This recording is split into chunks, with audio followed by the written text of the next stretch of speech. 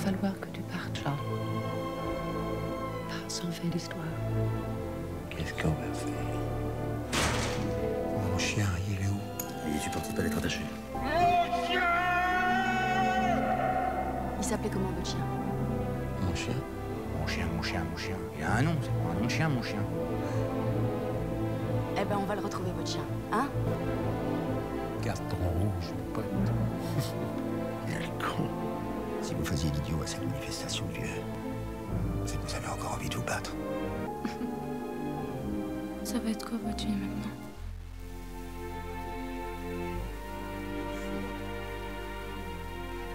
Bouge, pas bouger.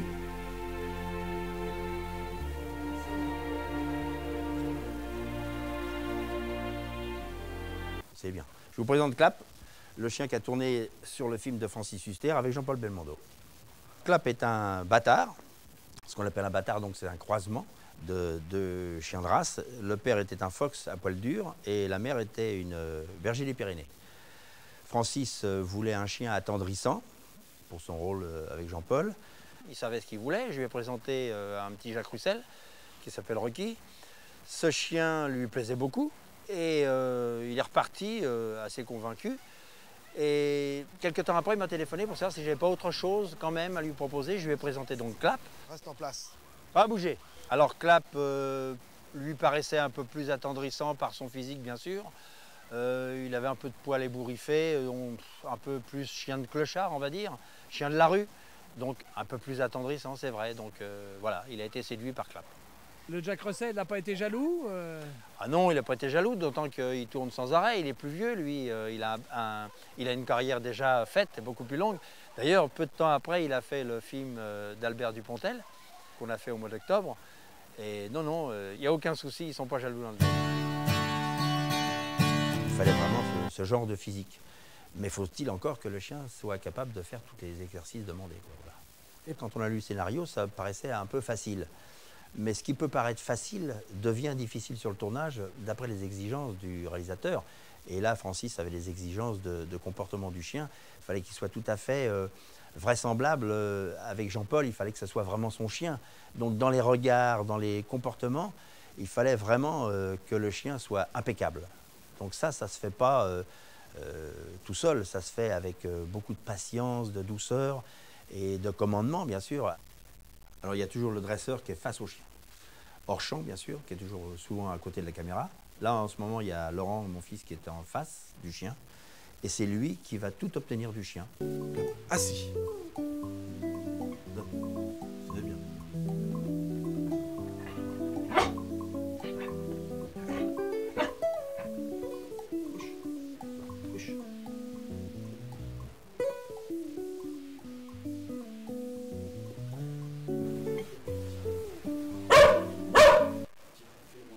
Clap, monte.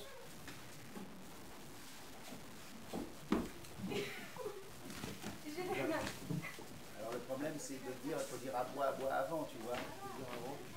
Il faut aboie, puis après il prend le truc. Alors allons-y. Moteur demandé. Clap. Tiens. Voilà.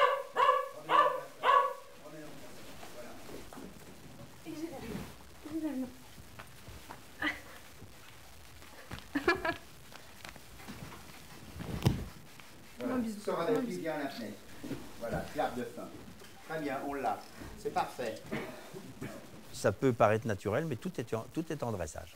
C'est pour ça que le mot dressage, c'est bien approprié au comportement d'un chien. Et on éduque, encore une fois, on éduque un enfant et on dresse un chien. Ah, mon pépère. Oh, il est beau, pépère. Vous voyez, c'est attendrissant, ça. C'est ce qu'on demandait sur le plateau. Et Jean-Paul a été formidable pour faire ça.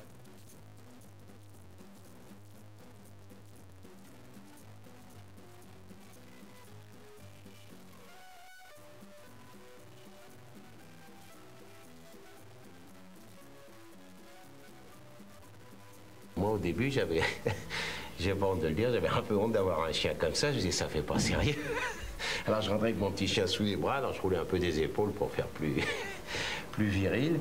Et ça vous donne tellement d'amour, tellement de tendresse, et c'est tellement intelligent que j'ai oublié tout ce côté-là.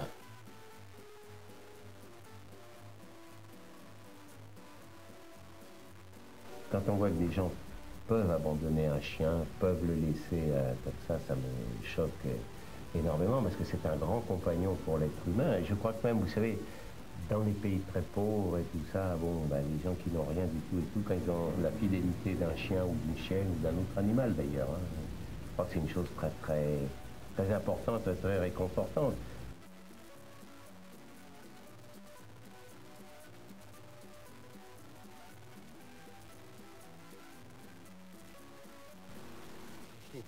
Tu aimes bien mon chien. Ça va pas. Tu aimes comment?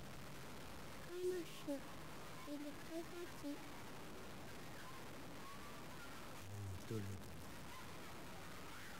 Moi, oui, ça veut très très fameux. Oui.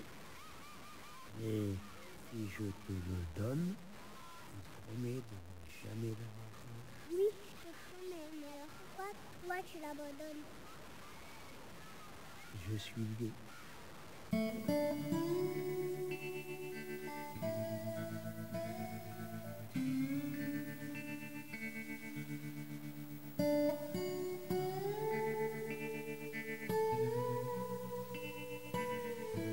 Francis Huster nous a demandé de refaire une scène qui consiste à ce que le chien cherche son maître qu'il a perdu depuis un petit moment. Et donc le chien a tourné cette scène au but de Chaumont. Donc il y a toute une séquence où le chien, on le voit courir sur des rails, dans un parc, etc. Jusqu'au moment où il rentre dans un parc, jusqu'à ce qu'il trouve son maître assis sur un banc. Donc le chien arrive en courant et reconnaît son maître de loin et vient s'asseoir à côté de lui sur le banc. Doucement, viens. Il vient pas naturellement, place. il vient parce qu'on C'est l'appelle. bien, assis. Et quand il vient, c'est vers son maître, c'est pour retrouver son maître. Donc d'un seul coup, il arrive à la hauteur de Jean-Paul et là, il faut qu'il monte sur le banc. Tout ça, ça se fait sur commandement, sur ordre, parce que le chien est bien dressé. Pas bouger. Doucement, viens. Donc le chien devait partir à 50-100 mètres. Reste. Dans un axe bien précis et surtout bien être aux ordres. Donc faire cette scène plusieurs fois nécessite beaucoup de temps. Belmondo aide dans cette scène. Sa présence est très utile dans le sens où il est très complémentaire avec le dresseur, ce qui est très important pour solliciter le chien. C'est vrai que si on a un comédien qui ne s'occupe pas du tout du chien, le chien va le ressentir et ne va pas y avoir du tout de complicité. Et avec Jean-Paul, c'était vraiment, comme on peut dire, l'Amérique. Le chien,